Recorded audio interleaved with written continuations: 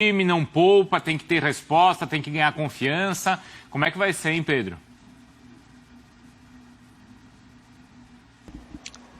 Tudo bom, Bruno? Mais uma vez, boa tarde a todos aí.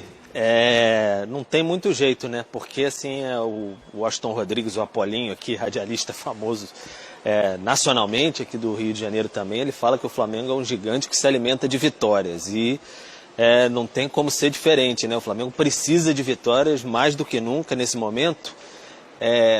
Tem que vencer o Botafogo, não tem como ser diferente, mas o planejamento já indicava, mesmo antes dessa derrota na Recopa Sul-Americana, que iria um time alternativo, reserva, enfim, mas talvez até um pouco misto nesse sentido, contra o Botafogo. Seria mais ou menos essa ideia mesmo do técnico Vitor Pereira, da sua comissão técnica, segurar pelo menos alguns atletas para essa partida, esse clássico contra o Botafogo nesse fim de semana lá no estádio Mané Garrincha.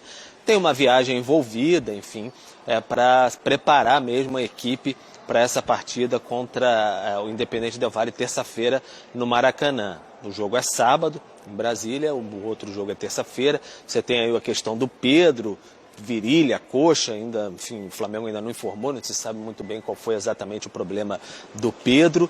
Tem a questão do Gerson também, que ele tentou até treinar durante a semana ali prévia a essa viagem contra o Independente Del Valle, a viagem para Quito, não conseguiu, sentiu dores e tal, então por isso ficou fora da relação. Então o Flamengo tem atletas a recuperar também para essa partida, então a tendência é segurar um pouquinho mais contra o Botafogo e aí depois ir com tudo para cima do Del Valle, aí depois não tem mais como segurar, né? Aí é pé no acelerador mesmo, porque precisa ganhar, como disse a frase lá do Apolinho, um gigante que se alimenta de vitórias, nada melhor do que vitórias contra rivais tradicionais como Vasco, Fluminense, até porque a gente falava da insegurança que o time vive.